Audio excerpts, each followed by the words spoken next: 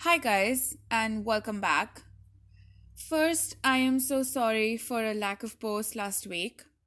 I just got back from India a week ago and I was so jet lagged. Seriously, not kidding. I was sleeping all day and all night, and if it was even possible, I could sleep some more. I don't know when I would fit that in, but I could. And also, when I was in India, I felt a little sick and I came back and I was still recovering. So I just took it a little easy last week. I'm better now and slowly getting back to routine. So this week is part two of how to use references. So in my last video, I talked about how I collected pictures everywhere I went, how I took my own reference pictures for my individual project needs. So this week, I'm going to be drawing some picture frames based on some references I found online and talk about some additional tips to keep in mind when you're using references.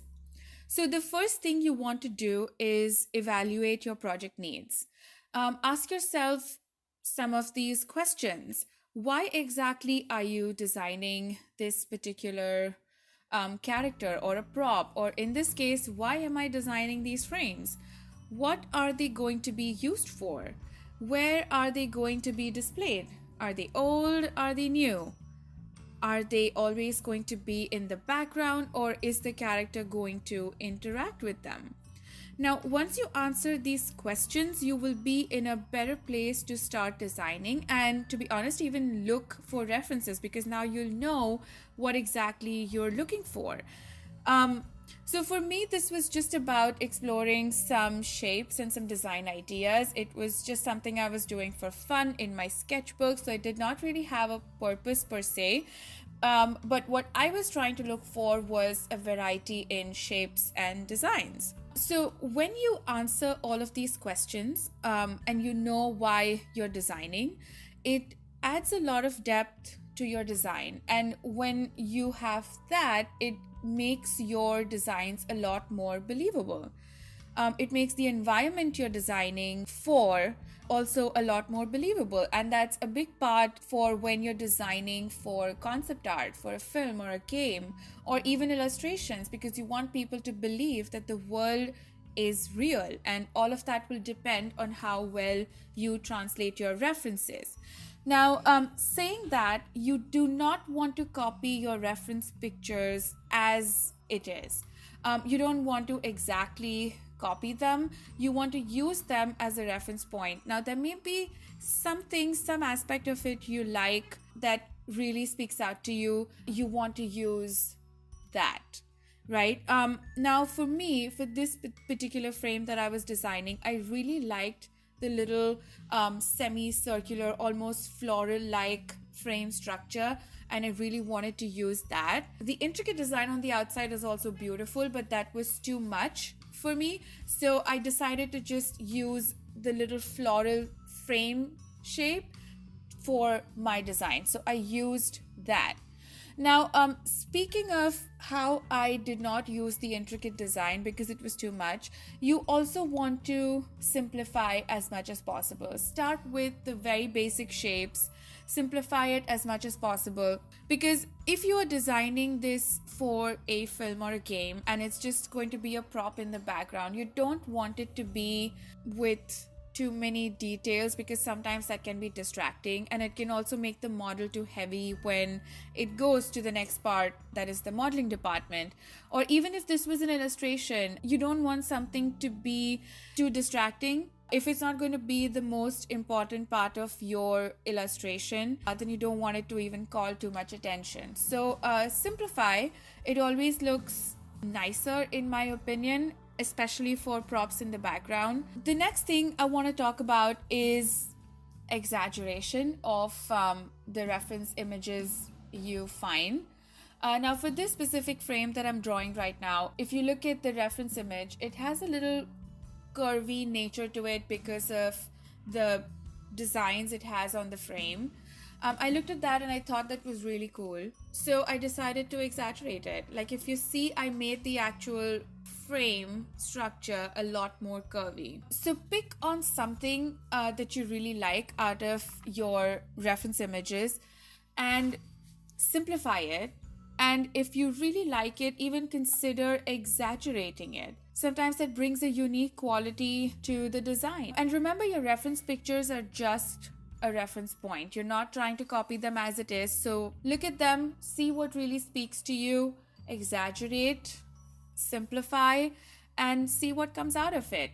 And when you are doing these sketches, at least the initial ones, remember they don't have to be perfect. So don't get bogged down by the minute details and, trying to keep them super symmetrical, because this is not your final design anyways. You're still searching, you're still looking for your design language, you're still looking for the perfect shape, for the perfect design. So keep it loose as possible, because as you progress, your lines will change, your designs will change. Now, saying that, I'm not trying to contradict myself, but I also don't like to keep them super rough. So somewhere in between, don't keep it too busy, or I want to say don't get lost in too many details, but don't keep it so rough that when you come back to it, because sometimes there may be a gap between when you do these sketches with your references and when you actually go to do your final design. So you want to have enough information on there, not too much, not too little. So find that little balance and actually do whatever works the best for you in this case. I've realized that sometimes when I'm doing the research, I can get overwhelmed with all the information and all of these images I find online.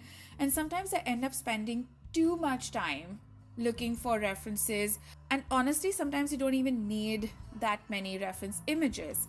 I recently learned this concept of dynamic research when I was taking a class with Armand Serrano, and he made a very good point. So what dynamic research means is that you sketch as you look for references. So what he said was, when you're looking for references online, or you're coming up or brainstorming for ideas, start sketching those. If you like something about a design that you just saw, note it down, sketch it out. Maybe a pattern that you like, quickly make like a rough sketch of it. You read something interesting about this environment that you were designing, some historical fact, quickly note it down. What this does is that it makes you sketch as you are researching, and I feel like that is far more effective than just looking for references separately and sitting with all of this information at once and trying to find the final design. So at least I have realized that ever since I started to follow this idea, the way I use my references and my time management especially has really, really improved. Now, this point may seem like an odd tip, but use sharp pencils. Make sure your pencil point is always sharp. It makes it a lot easier to sketch the details and gives you a lot more control over your lines. Like, you have precise control. Dull pencils cannot draw the fine lines, so sometimes when you go back to your designs, you may not know exactly what the fine detail was that you were trying to get. So sharp pencils, always the way to go. It also helps you to have a lot of control over the line weight, and that's a great way to separate objects in case you're overlapping. Like in this case, the patterns that I'm drawing over the actual body of the frame also helps to distinguish between textures. Like if you notice, I have these fine, almost light lines that I have on the body of the frame, and that was my way to show a little wood texture, or in some cases show that it is a little old, almost wear and tear. So when you have a sharper pencil, it helps you to do all of this. It gives you the control to be able to have this distinction. So these are my top tips combined from my first video and my second video today. And I hope you found these tips useful. If you haven't already checked out the part 1 of my how to use references, please do so. I'll leave a link to it below. So I hope both of these together gives you a good idea of how I use references and hopefully gives you some tips on how to use references for your own paintings and concept art and illustrations. So that's all for today from me. I hope you all are having a great 2018. I can't believe we are already towards the end of January. It's sometimes crazy how fast time goes by. Anyways, I hope you all have a wonderful rest of the week. As always, if you enjoy the content of my channel, please like, comment, subscribe, and share my channel with your friends. I will see you all back here next week. Happy drawing and happy painting. Bye!